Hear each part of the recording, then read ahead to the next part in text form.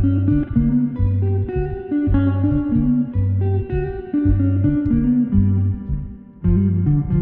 you've been out on the job market at any time over the past year or two, you might have experienced something truly odd.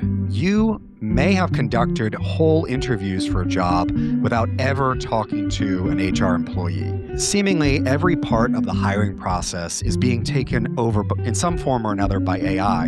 And as always, that can have some major unintended consequences. So today, we're going to talk about the use of AI in hiring, the dangers from it from a statistical and legal perspective, and whether there are any safe ways to use this growing technology. Hello, and welcome to Of Significance. I'm your everyman host, Brent right here with two experts who knew about big data before it got big.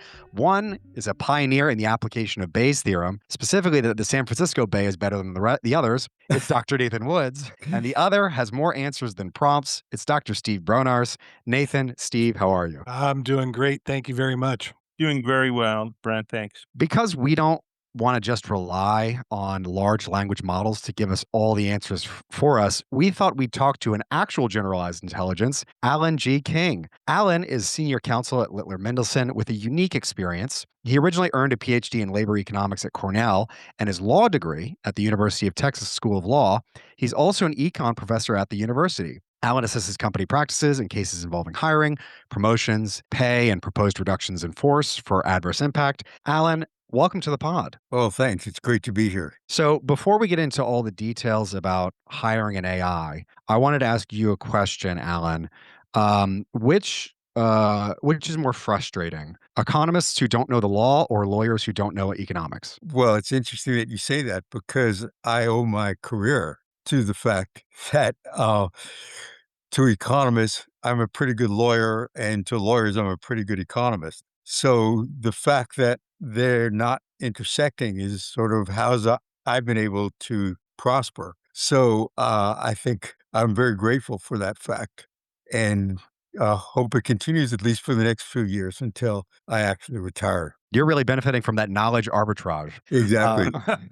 So just kind of laying out the landscape, what are the ways that people are using AI in their hiring practices, and how does that differ from prior employment practices? Well, I'd say that AI has become an essential feature, really, of the hiring process in most companies because AI is also responsible for producing a flood of applicants by making it very easy for potential applicants to identify a job for which they believe they're qualified and for which they're interested. So it sort of is created, supply creates its own demand is known as Say's law. And I think there's kind of a Say's law that's operated in the field of AI because there became a necessity to filter this flood of applications that was coming into especially larger companies and trying to identify the most promising candidates and help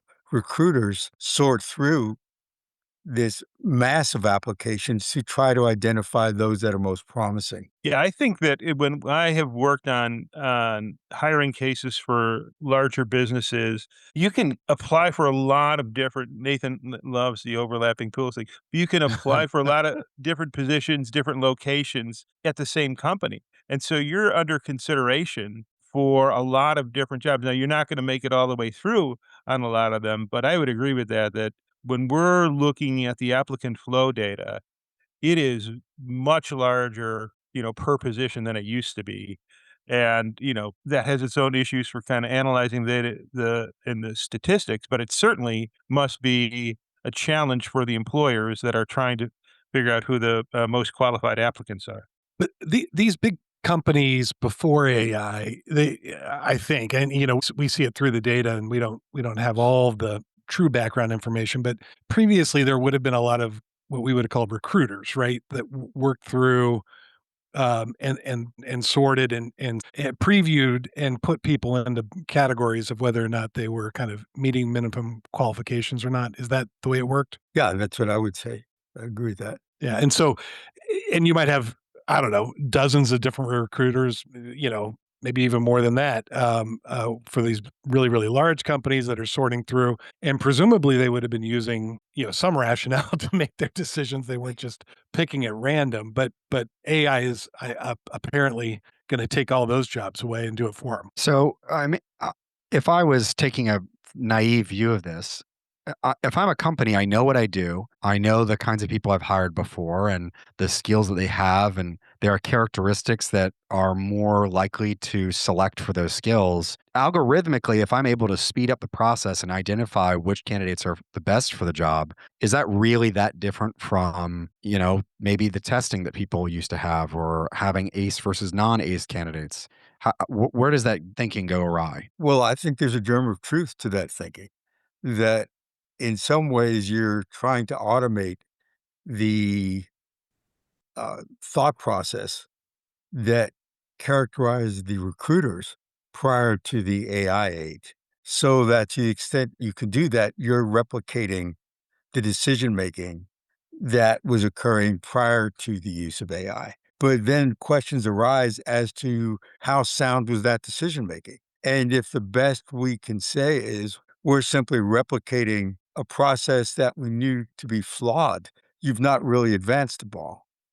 And you've not necessarily escaped the biases of the recruiters or those who evaluate the success of people selected by the recruiters by going to an AI system, because at some point, someone has to assess who succeeds in the job and who doesn't. And to the extent those are the same human biases that impacted the first process, the pre AI process, you've not really advanced the ball a great deal other than to cull through the group of applicants more efficiently, but not necessarily more accurately. Alan, legally, if you do not meet the minimum qualifications for a position, uh, you know, technically, are you really an applicant? And how is that determined? I mean, the business says the minimum requirement is a certain degree or a certain number of experience. And if you filtered out applicants in that way, I guess that could be challenged legally if there's not a business necessity for that. So that has been part of the process in the past too, right? That you're That's looking exactly for right. certain characteristics. Okay. Yeah, So uh, but in those kind of instances, you kind of know why someone is being disqualified or not. So if there was a disparate impact of it, uh, plaintiffs would point out, "Hey, this is having disparate impact on a group," and then the defendant has to say, "Well, here's the business reason for it," and then maybe there's a less biased way of doing it, that kind of process. And so when you're combining a whole bunch of things at once in this, I think that does make it a little bit trickier, and I'm sure we'll come back to that throughout this conversation. But that is one thought I had. But the other one is that when you were in the past facing more applicants than there are positions available, you might have given a test. And it's my understanding that even if later in the process you try to overcome the biases in any kind of formal test, you could still be sued for the test uh, screening out a disproportionate number of particular demographic group, and they would say that had an adverse impact on them. Is that correct too? So you can't really make up for these biases later in the process or earlier in the process so that it all kind of averages out. that's right. Uh, So you really do have to be concerned about at each stage, are we selecting on things that are business necessity related, if they have any kind of uh, disparate impact, and so we can defend that. And if there is a difference that we can't defend, we could just be sued over that. Even when you look at the overall hiring ratios, they don't show the same kind of disparity. That's right. So if you're not careful in how you do this and you're simply looking at the bottom line percentages, you could be missing the importance of the screening device. If your recruiters, for example, are conscious of the bottom line of their performance, they might unconsciously, perhaps, or consciously select members of a particular demographic group to compensate for the smaller percentage that's coming out of the formal screen, and thinking that they are balancing out the results and therefore mitigating the harm. But in fact, they're still vulnerable to the challenge to this initial selection procedure and could suffer liability because of that. And if it's a test or now with AI, who is it the employer who's liable or the company that's selling the test to, or in this case, the algorithm, or are they both liable? How does that work? Uh, it really depends because under federal law, the employer under Title VII is the party that's liable. And they may have a separate cause of action against the vendor of the test if they bought it from a third party, but that's not part of the discrimination lawsuit. But recently, various states are either considering or have enacted legislation that would make the vendor liable as well. And these states um, have broadened the exposure to include the vendor as opposed to narrowing it solely to the employer. So, in effect, they have categorized the vendor as an aider and abetter of discrimination. And that's not a concept that exists in the federal anti discrimination laws. Yeah, so I kind of want to talk a little bit about these third party vendors. I kind of assumed that at the beginning when we had this technology, it was a lot of companies that would within house try and have some algorithm they're using to do their hiring process. Is now the vast majority of that done by these third parties where they give companies some algorithm based off of aggregated data across other companies? That's my impression, although I haven't seen any studies that would document that. So, how do companies know that the algorithm they're getting is actually giving them a better outcome? I know this kind of gets into the concept of transportability, if you want to explain that. Sure. Transportability, we can start there, is the notion that if a test or any selection procedure has been validated in the context of one group of employers, then another employer that employs people to do similar jobs can transport or import the validation studies that were done in the first instance to satisfy their obligation to vet how the test performs in their own employment situations. So it allows employer A to rely on the validation performed by employers B through F, let's say, in adopting the same screening procedures because the jobs in the eyes of employer A are relatively similar. And that's really what would underlie the vendors, or that concept would support vendors who are of the view that they can simply validate a selection procedure on a subset of employers and then provide or market actually that same selection procedure to others who are not part of the initial validation without any need to validate it in the new context. It seemed like if you had to validate it every time, that would be, a more costly way of adopting this, and so it's got to be pretty tempting to say, "Well, this is a product that other companies in your industry have used, and it's worked for them, so I think that's we'll right. try it again." Yeah. Yeah. And I think that's a part of the marketing in which these businesses engage because it's really a shortcut to doing it in a localized way for a particular employer. So it's attractive from both sides of the market.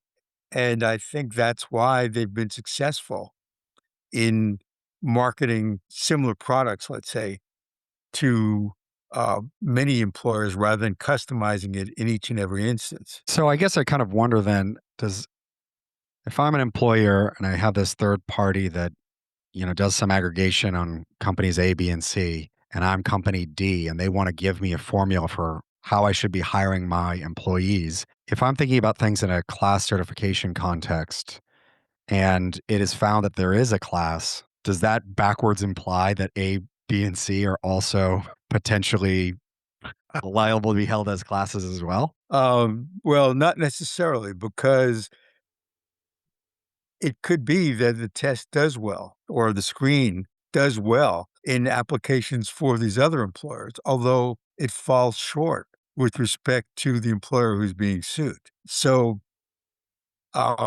It's not something that necessarily contaminates all other uses of that same tool, but um, it does raise an important question about how an employer gauges for itself how likely a tool that's been validated elsewhere will perform when applied in its own workplace. And I think So that's a just critical assessment that has to be made by any employer. on that class certification point, from the beginning of AI starting to take over the world, the thought crossed my mind that, we spent a lot of time assessing class certification in these cases and spent a lot of time looking at whether or not the patterns of data are consistent or inconsistent across a enterprise and local decision making and different departments and functions and all kinds of things having different outcomes suggesting maybe class certification might not be appropriate. Here, if everybody's using, this algorithm, if the company is using this algorithm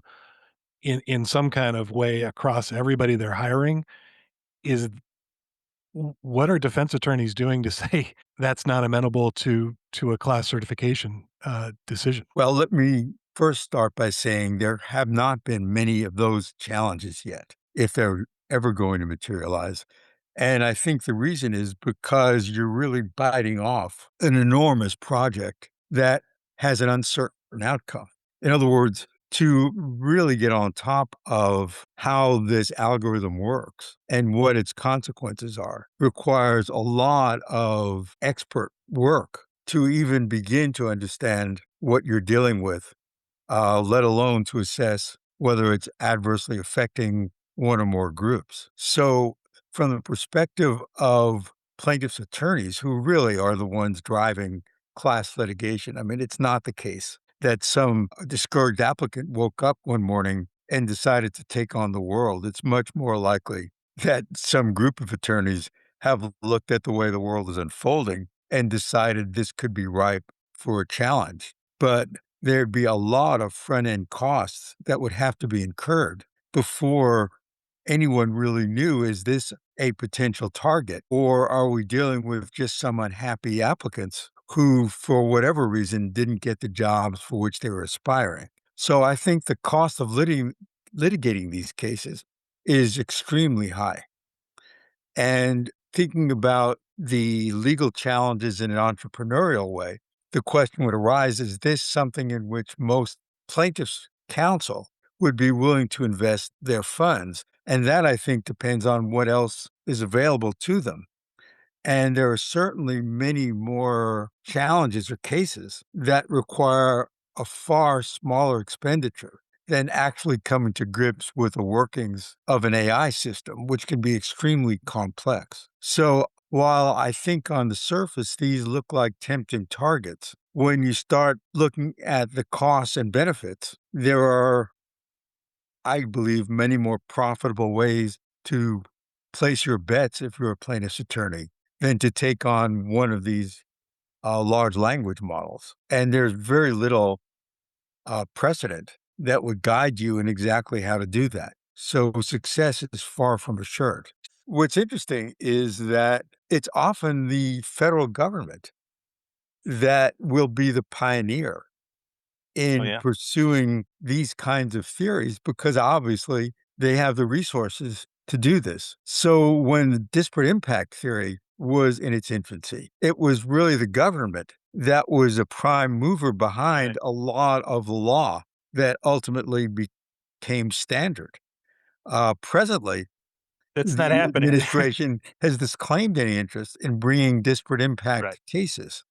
And this would be kind of the mother of all disparate impact cases if it were on a wide scale. And I think the government has no appetite for doing this, at least not this administration. So perhaps we won't have those cases that are the standard citations in disparate impact law until another administration comes along to challenge AI and pave the way for private plaintiffs. Or maybe a large enough state that adopts some state law That's right. that would make it a worthwhile endeavor. One of the things that you said, Nathan, makes me think that it's almost like the transportability within the same business that we're when we're looking at it and saying what is a pattern of the data for the hiring decisions, let's say the same, and it may be that in this part of the company we're looking for one thing and another part another, even for the same position. You're managing a big store, you're managing a smaller store, you're managing Mhm. uh different numbers of people that you'd be supervising or different kind of interactions that you're going to be having, that we're looking for different skills. And so I think it's what we would tend to use as the explanation for why you might not be able to pool the analysis across all the different departments or the different stores or outlets. Uh, I'm wondering how well the AI is being um, in these cases, if it's being used, tailored to those Yeah. specific subunits. So I think it's part of the same discussion we were having earlier. Yeah. Uh, and that's even more nuanced, obviously, than what we discussed previously, because now you're talking perhaps about a test that you've imported. And now you're asking to tweak that same test to make it specific to the various jobs you have in the company. And that may be beyond the individual employer's capacity. And it gets us back to this notion of uh, customizing the test to the needs of a given employer as opposed to just taking something off the shelf. I kind of wonder if an employer might then feel like they're in a loop because I would think that the value of going to a third party is saying, hey, there might be other companies that are doing things slightly differently. And if I can improve my system by getting more information than whatever biases are baked into my process, that'll benefit me. But then the third party vendor needs to make whatever my formula is bespoke to my organization. And that kind of resets it back in a way to what's happening within my company and what's going on. Is there any way of getting around trying to make a formula that's both unique and a formula? The only thing that comes to my mind is this customization where you basically begin from scratch in each organization and develop it from the ground up. But I think that's a pretty substantial endeavor that maybe only the largest employers can afford. So, I didn't want to have this end without suggesting something to listeners who may be employers that I think this is a market where you can't venture out alone, that it would really make a great deal of sense to me to retain somebody as a consultant who could vet the consultant, so to speak, and help you identify the products and the people who are most likely to help you in terms of what you're trying to accomplish. That the differences between products can be so technically nuanced that a layperson really is in over their heads in terms of choosing the best product and the best application for their particular employment and workforce. So and also as a legal defense, I'm not sure it's a complete defense, but a jury certainly is going to look much more kindly on an employer who can say that before I adopted this technology, I wanted to be sure it was going to be effective. And so I hired this nationally known consultant to guide me in this process, not of selecting employees, but of selecting the tools that will select employees. And this is what we came up with. And I think you can put on a much more effective defense if you do it through someone with obvious credentials for evaluating the various products than if you can be portrayed, and perhaps unfairly, but as the victim of a slick salesperson who sold you a bill of goods. I mean, that sounds really expensive. Could I just take the third party algorithm and then randomly hire like 10% of the workforce? Um, Something about what you just said reminded me of a few years back. We were looking for a vendor to handle our contacts as a firm, and these are just organizing emails and phone numbers and setting appointments and what have you, keeping track of our holiday card list, hopefully. And uh-huh. That was a terrible process, and when you said "in over my head," you were right, and that was just for our contacts, and, hopefully we chose the right one. I'm producer Kim, I hope, was in charge of that, Well, I but just got my Christmas card last week, so, yeah. you know, you may wanna look into that. Yeah, if it was only signed by Steve, then it didn't work. Yeah, that didn't yeah. Sorry, the 2024 Christmas card or the Yeah, 2023? well, Yeah.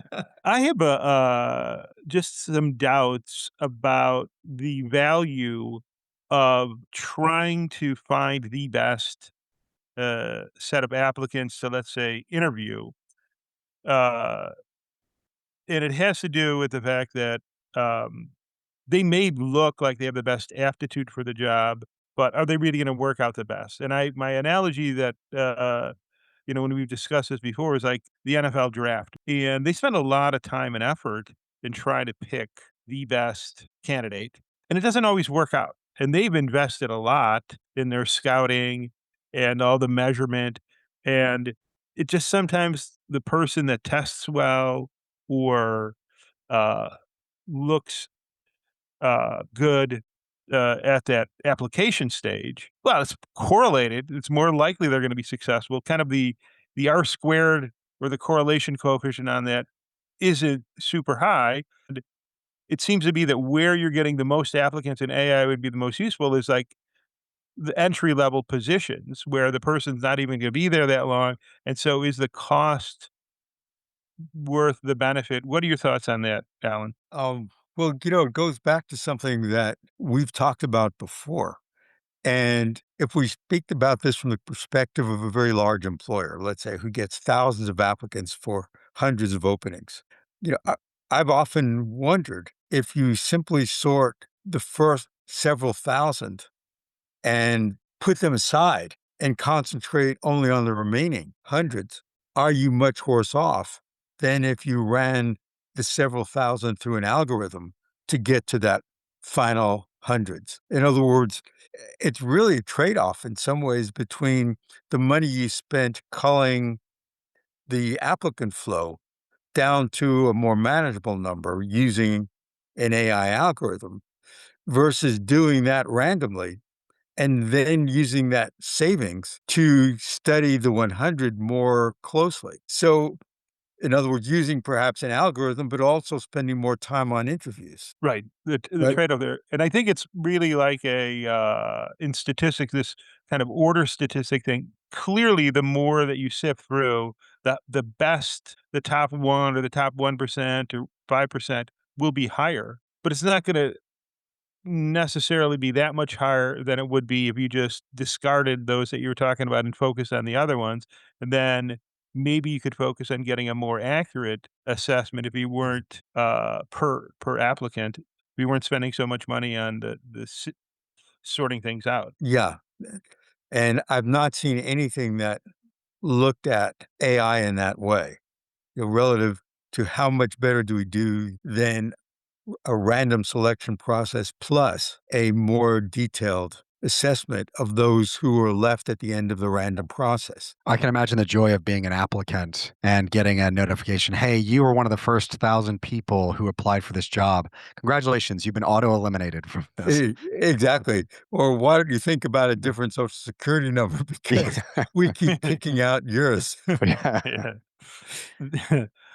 Yeah, but I think that back in the day when things weren't as automated, they go, okay, we're we're closing the applications for this position. We have enough, Right. which is not random because, if you got there earlier, you're Yes. going to be in later, you're going to be out. But, and even when we've looked at hiring data in the past, there's like, for these entry level positions, the timing of when the application is in relative to when the hiring is made. If you have a evergreen type of pool, uh, you have so many that you could choose from.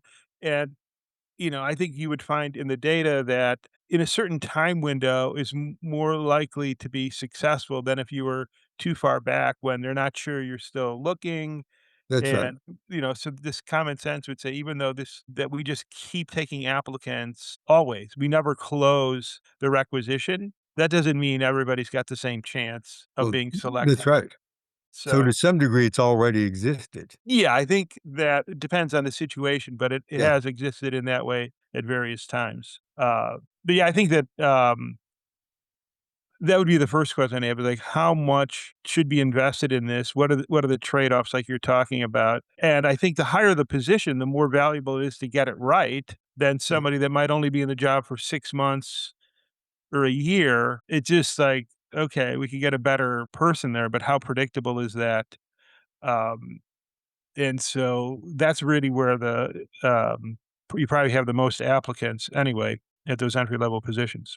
So, Alan, my understanding of these models, which is uh, limited, is that the large language models I'm talking about, they're very complicated. They're based on a huge amount of data, and it's a very, uh, I would say, black box. You have some inputs.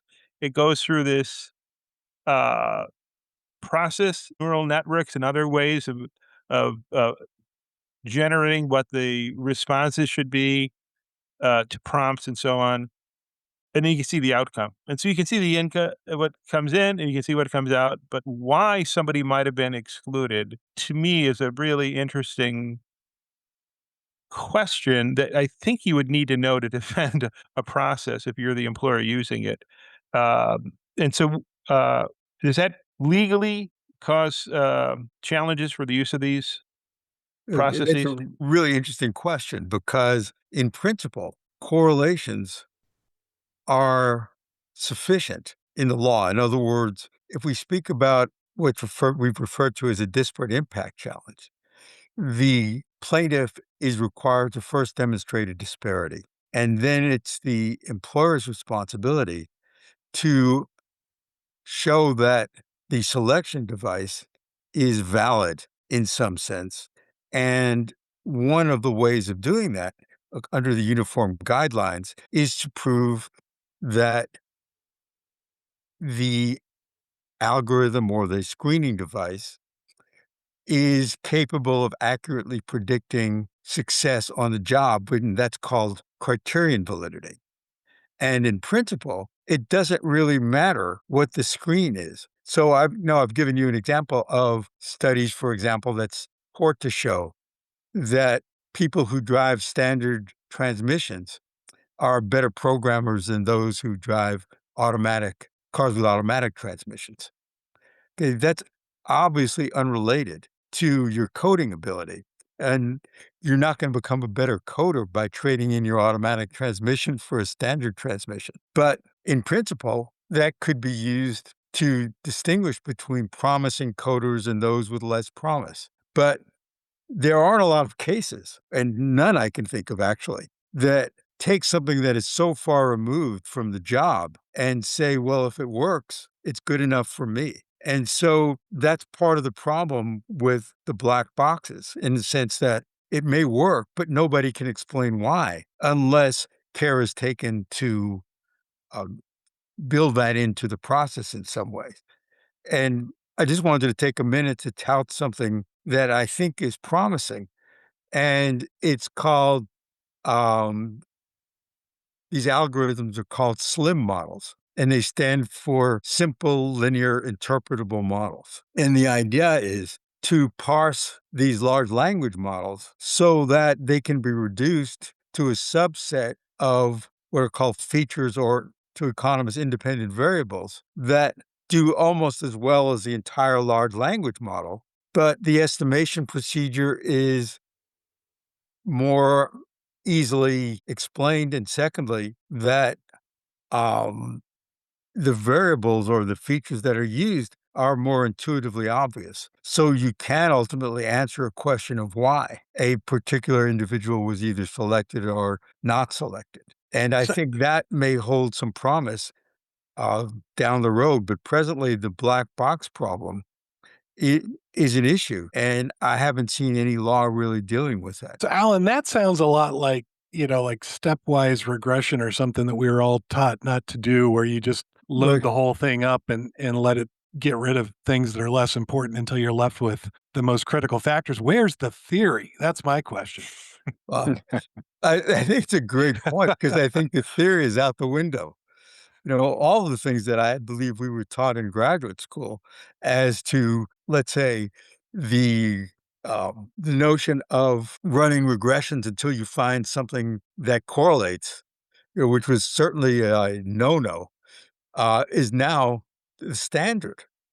And this notion of measurement without theory, which was sort of the point against mindless regression running in those days, Mhm. was is now the standard operating procedure in AI. So correlation seems to trump everything without any understanding of why the correlation exists. And one of the not downfalls, but the negatives regarding a purely correlational approach is like with the standard versus automatic transmission, it provides no guidance as to how someone might improve their chances of being hired, right? By becoming a better coder, for example, Right. as opposed to changing the car they're driving. A related thing is that data mining, that used to be kind of a pejorative thing. It's like a field of study now, right? So Really, that's absolutely right. it's definitely true.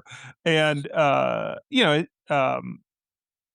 obviously, if you can do the data mining so that you can do this kind of cross validation and out of sample, and it depends on the purpose of Right. what you're doing it for. I think economists always want to understand like why, as opposed to just, hey, it works, and you go like why? Like we don't really know why, but come up with your own theory. Yeah, exactly. And the courts have never had to confront that question, to my knowledge. Are correlations enough to pass muster without anybody being able to explain why the correlation exists? Well, and part of it isn't it that you can just make arbitrary decisions as long as they're not correlated with something that's protected in the Civil Rights Act. That's right. It's up to you. It's like you're the employer. It's your business. I don't want to hire anybody that drives a car with automatic transmission. Yeah, it makes no sense to anybody else, but it's your choice to Yes, do that unless you could show a disparate impact of that. that's right. And so, really, I think an important takeaway is for employers to consistently and constantly monitor, rather, the nature of the selections that are being made by these tools, not merely the bottom line results about who's being hired, but rather what's the output of the tool itself and compare that to the inputs. That's not the entire story, but it's a big part of the story. Well, I think you both kind of mentioned this earlier that I think it would be really fascinating to see what that comes out in terms of a probability of selection as opposed to the ones and the zeros that are the ultimate, because that'd Yes. go a long ways towards helping to sort out what caused it. Um, the conversation, I had never heard that before, but I feel like a better programmer now because I know how to drive a manual. And I can guarantee that doesn't help. I think that's the causal direction working for me. Yeah. But yeah, so Alan, you mentioned, having somebody who really knows what they're talking about with these AI models, working with employers, helping guide them, hopefully give them good advice about, which products are best and how to assess how they're working for them. Is there anything else? I mean, what are employers doing differently now, if anything, to audit their data? Is it basically the same as it used to be, or is something changed otherwise? I don't see a lot that's different. I think those who were auditing their data before are continuing to audit the data, but I'm not able to speak to whether they're auditing the output of the model as opposed to the ultimate hiring process. So, to those who are engaged in auditing, I think it's important to back up a step and look at the recommendations that are coming from the AI tool and comparing that to those who go into the AI tool in terms of the demographic features, rather than just comparing your ultimate decisions. Alan, you currently teach students. Would you be willing to go ahead right now and put an extra credit question or answer to a test on this podcast so that we can get more guaranteed listeners? Oh, I'm not sure they're looking at any of the assigned material. So I'm reluctant to say that we should add this. Fair enough. Well, Allan, thank you very much for coming on to talk about all this, and we hope you'll come back in the future. I'm happy to. This has been great fun. Thanks. Well, that's been this episode of Significance. This episode's been brought to you by Edgeworth Economics, a leader in economic consulting, and with the help of our producers, Kimberly Krewald, Ryan Deal, and Brian McLamara of Brand Ready Media, with music by Armwell Lang. Thanks for listening, StatPack, and always remember to check your assumptions.